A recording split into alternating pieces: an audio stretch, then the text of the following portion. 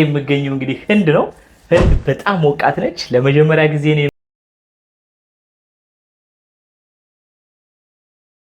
ጎበዝ። በስመ አብ ጉደኛ የሆነ ሀገር ነው ይሄ። ጉደኛ ሀገር ነው። ጉደኛ ሀገር ነው።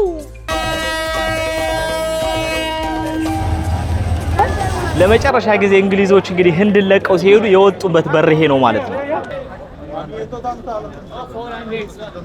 ይሄ 500 ብር ነው። ወይኔ ሲጣፍጥ፣ ወይኔ ሲጣፍጥ፣ ወይኔ ሲጣፍጥ፣ ወይኔ ወይኔ ወይኔ ምግብ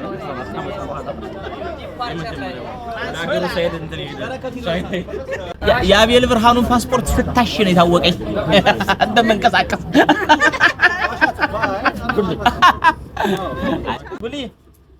ሰላም ተመለሱሽ።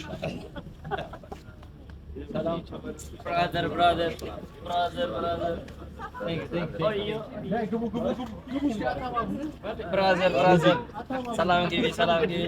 ነመስቴ ባቡጂ፣ ነመስቴ። አማን ግባኝ።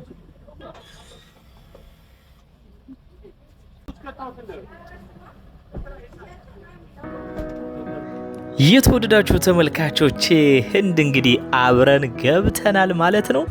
የተወደዳችሁ ተመልካቾቼ እንደገባሁ ነው። ይኸው ህንድም በቃ እኩል ነው የምናያት። ህንዶች እንግዲህ ትክክለኛ ባህላቸው ምን ይመስላል፣ ሃይማኖታቸው ምን ይመስላል፣ አኗኗራቸው ምን ይመስላል፣ ምግባቸው ምን ይመስላል የሚለውን እንግዲህ የተወዳጅ ተመልካቾቼ እየተዝናናን ነው የምናየው። ከዛ ባለፈ ህንዶች እንግዲህ የበለጸጉ ሰዎች ዓለማችን ላይ አሉ የተባሉ ቢሊዮነሮች መኖሪያ ነች፣ የብዙ ድሃዎች መኖሪያ ነች። ህንድን ሳልጨምር ሳልቀንስ ከግር እስከ ራሷ አብረን ነው የምናያት። እርግጠኛ ነኝ ይጠቅማችኋል ይህ ቪዲዮ። ነገ በስራ ምክንያት እንዲሁም ደግሞ ህይወታችሁን ለመቀየር ወደ ተለያየ ሀገር ልትንቀሳቀሱ ትችላላችሁና ስለዚህ ስለ አንድ ሀገር የጉዞ መረጃ ማወቅ እጅግ ወሳኝ ነገር ነው። ይሄ ሁሉ የህዝብ ማዕበል እንግዲህ እንዴት እንደሚኖር የተወዳጅ ተመልካቾቼ አብረን ነው የምናየው። ገና ግርግሩ እንግዲህ ከመግባት የማየው ነገር እጅግ በጣም ደስ ይላል። እስከ መጨረሻው አብራችሁን ቆዩ። የሚገርማችሁ ነገር ሆቴል ፈልጎ ማግኘት በጣም ከባድ ነበር።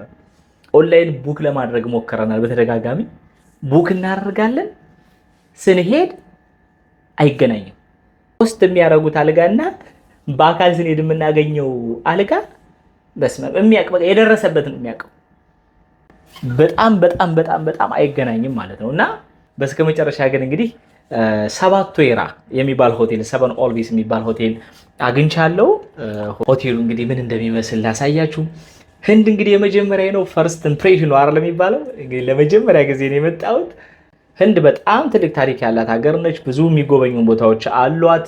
መኪና የሚነዱበት መንገድ የትራፊክ ፍሰቱ ራሱ ጉብኝት ነው የምላችሁ። ህንድ ውስጥ በመኪና ሆነ በባጃጅ መሄድ ለመጀመሪያ ጊዜ ከሆነ በቃ ነፍሳችሁ ነው የሚጠፋው። አሁን እንግዲህ እሱ ነገር ገርሞኛል። አሁን እንግዲህ በትንሹ እስኪ የያዝኩት አልጋ ምን እንደሚመስል 3000 ሩፒ ነው ያገኘሁት የዚህ ሀገር ብር።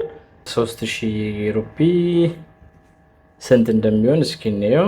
3000 ሩፒ በዶላር $33 አካባቢ ነው። በካታር ሪያል ደግሞ 120 ሪያል ማለት ነው። በጣም ውድም አይባልም፣ በጣም ርካሽም አይባልም። ጥሩ ዋጋ ነው ብዬ ወስጄዋለሁ። ለኔ እንግዲህ ልምድ ስለሌለኝ ነው። ልምድ ያላችሁ ተጓዦች እንግዲህ ይሄ ውድ ነው ቅናሽ ነው የሚለውን ታስቀምጡልኝ ትችላላችሁ ኮሜንት ላይ። እዚህ ጋር ካርድ አለ እንደገባ በካርድ ነው የሚሰራው። ይሄንን ይመስላል። ደብል ቤድሩም ነው። እዚህ ጋር ሻይ አፍልቼ መጠጣት እችላለሁ። እዚህ ጋር ቁም ሳጥን አለኝ። እዚህ ጋር ቁም ሳጥን አለኝ። ቁም ሳጥኑ ግን ባዶ ነው። እሺ ልብስ ከኔ ነው። እዚህ ጋር እንዴት ቆንጆ ስዕል አለች። እዚህ ጋር እንግዲህ ስልክ አለ። እዚህ ጋር ደግሞ ቲቪ አለ ማለት ነው። ኤሲም አለው። በጣም ሙቀት አለ ህንድ በነገራችን ላይ። እዚህ ጋር ደግሞ ፋን አለ። እሺ እስኪ ለመጀመሪያ ጊዜ እንግዲህ ህንድን እስኪ ገልጽ አድርገን። በዚህ በኩል ምንድነው ያለው? በዚህ በኩል ምንም የለም፣ ሰፈር ነው። ዛፍ ነው ያለው፣ ምንም የሚታይ ነገር የለውም። በጣም ሙቀት አለ። ለመጀመሪያ ጊዜ ስገባ ያለውን ስሜት ላሳያችሁ ብዬ ነው። መስታወት አለ። እሺ እስኪ ደግሞ ባዙሩሙን እንየው። ኦኬ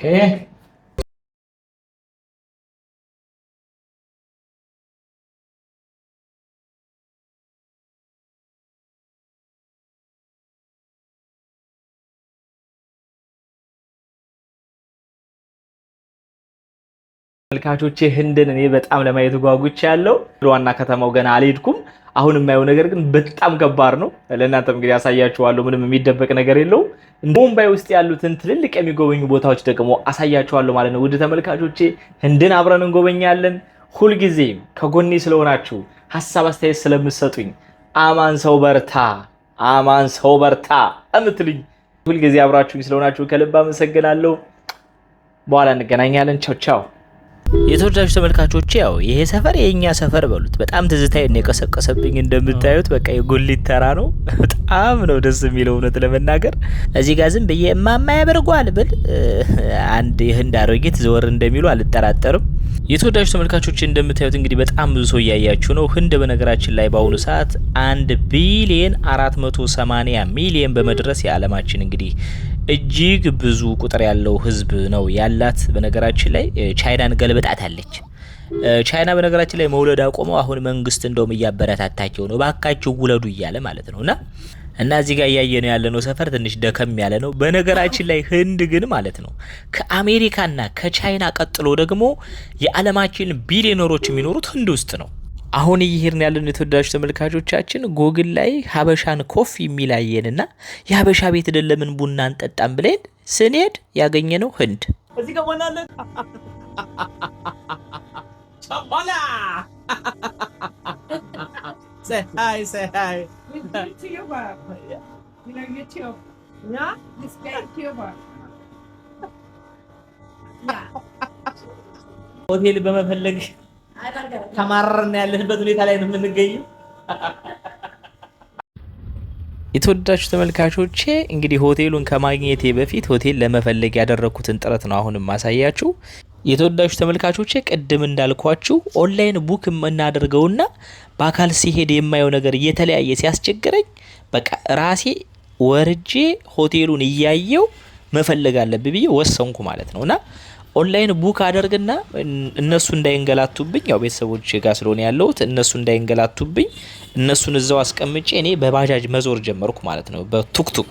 እውነት ለመናገር አንዳንዴ ጉዞ እኔ አሁን ብቻዬም ብሆን ችግር የለውም፣ በቃ ጠበብ ያለም ቢሆን ምናምን አልጋውን በቃ ንጹህ ከሆነ አረፋለሁ፣ በቃ ችግር የለብኝም። ብቻችሁን ስትሆኑ ጣጣ የለውም፣ አንዳንዴ ወንድ ልጅ ናችሁ ችግር የለውም። እና አሁን ግን ቤተሰብ ስለሆነ ለነሱ የሚመጥን በጣም ቆንጆ አልጋ መያዝ ግዴታ ነው፣ በቃ መፈለግ አለብኝ። እና እንደው በመድኃኔዓለም ይሄንን ክራውድር ተመልከቱልኝ፣ እንዴት እንደሚያሽከረክሩ ተመልከቱ፣ እንዴት እንደሚጠጋጉ ተመልከቱ። እኔ ነፍሴ ሊወጣ በቃ ክላክስ እኔ በቃ መድኃኔዓለምን ይኸውላችሁ፣ ባጃጁ መኪናውም ማለት ነው በነዳጅ አይደለም የሚሰራው ህንድ በነገራችን ላይ በጥሩምባ ነው የሚሰራው። በቃ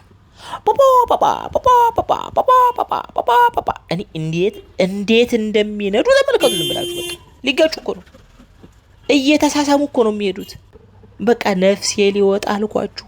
በዛ ላይ አንድ ሞተር ላይ 8 ይሆናሉ፣ አንተ ይተዛዘላሉ እዛው ላይ። እንዴት አይነት ሀገር መሰላችሁ! እና ትራንስፖርት ሁኔታቸው በቃ አስገርሞኛል። በቃ እኔ በቃ አስገርሞኛል፣ አልቻልኩም ነው የምላችሁ እግዚአብሔር። እና ለማንኛውም ወደ ጨዋታ ልመለስና ማለት ነው ያው በጎግል ማፕ ነው የሚሄደው።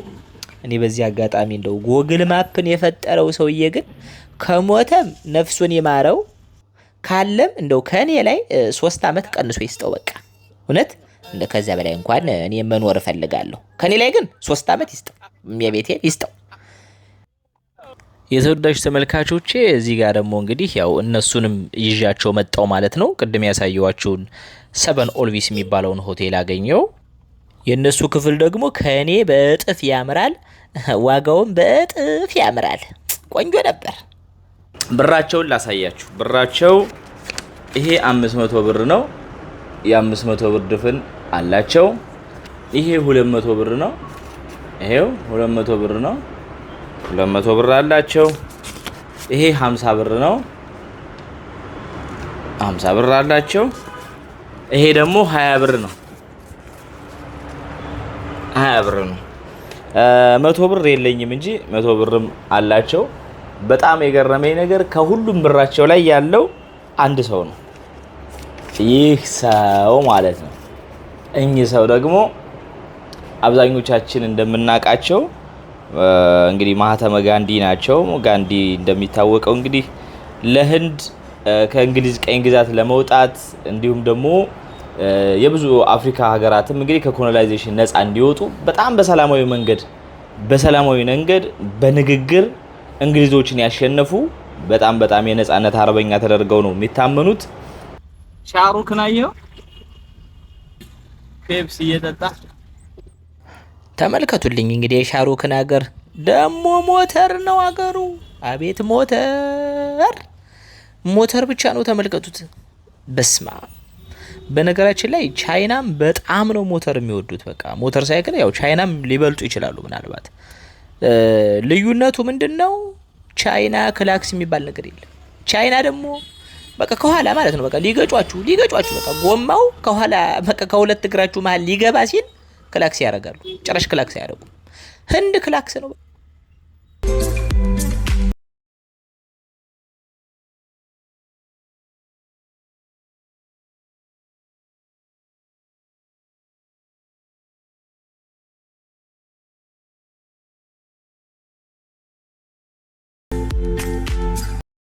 የተወዳጁ ተመልካቾቼ እንግዲህ አሁን ደግሞ ህንድን እንግዲህ ወጣ ብለን ወደ ዋና ከተማው ልንጎበኝ በተለይ ደግሞ ጌት ኦፍ ኢንዲያ የሚባለውን ታሪካዊ ቦታ ለማየት እየሄድን ነው። ይሄ ድልድይ በጣም ረጅም ድልድይ ነው እየሄድንበት ያለ ነው። ከስር ባህር ነው። ባንዲራ ወርሊ ይባላል ይሄ ድልድይ። በነገራችን ላይ በጣም ረጅም ድልድይ ነው። 5.6 ኪሎ ሜትር ይረዝማል። በነገራችን ላይ የተወዳጁ ተመልካቾቼ እንግዲህ ቦምባይ ሁለት ስም አላት። ቦምባይም ትባላለች፣ ሞምባይም ትባላለች። ቦምባይ የሚለው ስሟ መጀመሪያ በብሪቲሽ ሲተዳደሩ በነበረ በቅኝ ግዛት በነበሩበት ወቅት የነበረው ስሟ ነው ቦምባይ። አሁን ደግሞ እንግዲህ 1995 ላይ ኦፊሻሊ ግን ሞምባይ ተብላ ሞምባይ በመባል ተሰይማለች ማለት ነው። ስለዚህ አሁን አብዛኛው ሰው ሞምባይ ነው የሚለው። ቦምባይን ብትሉ ግን ችግር የለውም። የተወዳጁ ተመልካቾች እንግዲህ ደረስን ቦታው ላይ። ወዲያውኑ የተቀበሉን ፎቶ አንሺዎች ናቸው። በስመ አብ ፎቶ አንሺ እዚህ አካባቢ አያሳልፋችሁ። ፊት ለፊቱ እንግዲህ እንደምታዩት ደግሞ ይህንን የሚያምር ህንጻ ታዩታላችሁ። ይህ ህንጻ ሆቴል ነው። ታጅ መሃል ፓላስ ሆቴል ይባላል። ጌት ኦፍ ኢንዲያ ፊት ለፊት ነው ያለው። እጅግ በጣም ግዙፍ እጅግ የሚያምር ሆቴል ነው። ለቦታው እንግዲህ የሆነ በቃ ተጨማሪ ውበት ነው የሰጠው። እኔ በጣም ነው የወደድኩት። በርካታ ቱሪስቶች እዚህ ይንቀሳቀሳሉ እንደምታዩት። በጣም የወደድኩት ነገር እንደዚህ የሚያዋክብ ሰው ምናምን አታዩም። ሌብነትም የለም። እንደዚህ ብዙ ተንቀሳቅሰናል። እንግዲህ በጣም ክራውድድ ቦታ ነው፣ ግን ምንም የተሰረቅነውም የጠፋንም እቃ የለም። እውነቱን ለመናገር እሱን ወድጄዋለሁ። ከዛ እንግዲህ አሁን ይሄ በጣም ዋና ዳውንታውናቸው ነው። እንግዲህ እንግሊዞች ናቸው የሰሩት አብዛኛውን ህንጻ እዚህ አካባቢ ያለው።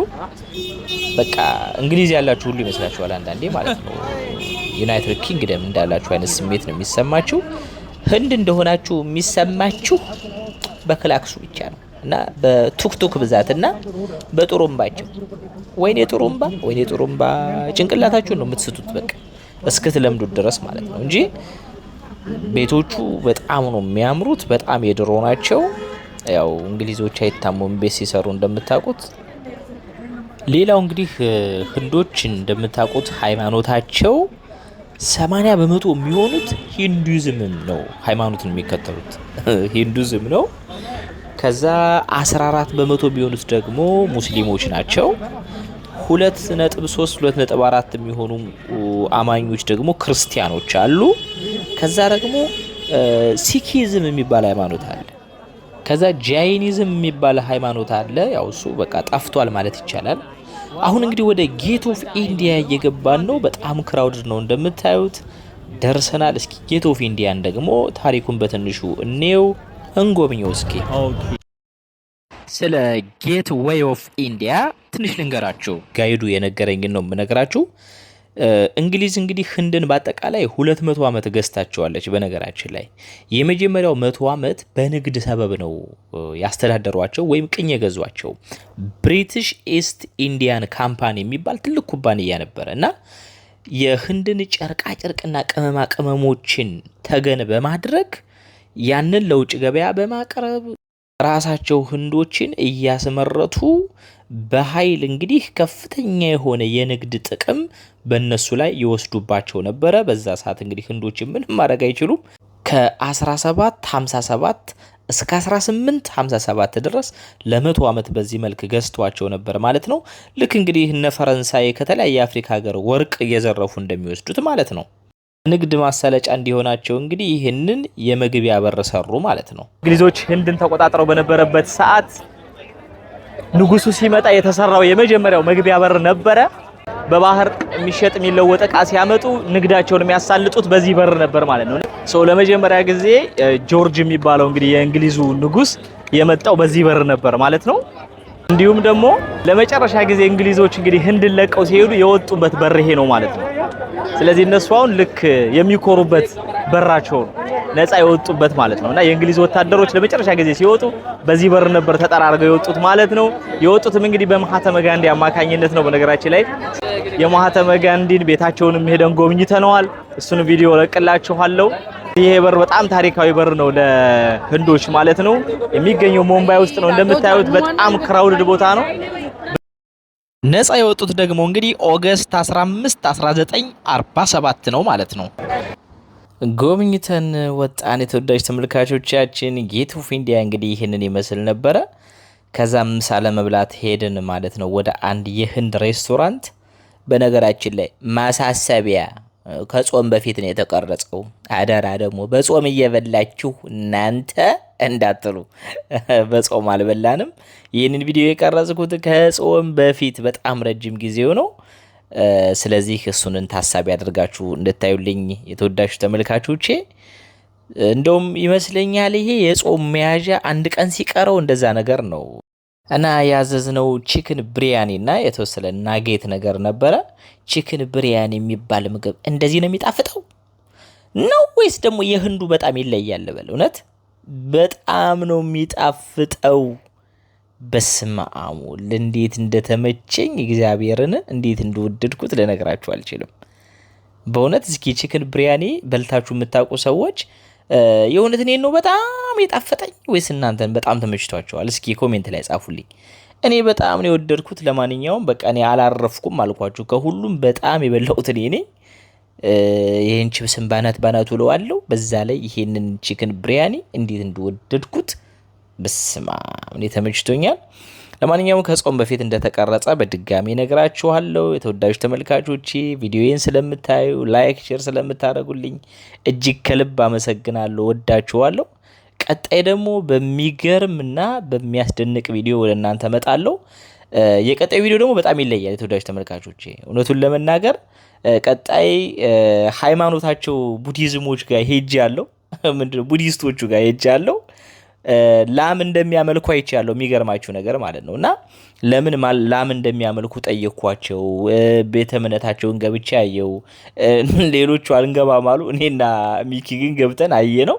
ይሄ በጣም የሚገርም ቪዲዮ ነው። የቀጣዩ ምለቅላችሁ የማህተመ ጋንዲን ቤት አይተነዋል። እሱንም ጉብኝት ለቅላችኋለሁ። በአጠቃላይ ከዚህ በኋላም ያሉት እጅግ አስደናቂ ፕሮግራሞችን ወደ እናንተ አደርሳለሁ። የተወዳጅ ተመልካቾች አብራችሁኝ ስለቆያችሁ ከልብ አመሰግናለሁ። ቦምባይ እንግዲህ 26 ሚሊዮን ህንዳውያን የሚኖሩባት ከተማ መሆኗን እንዳትረሱ። ቻው ቻው።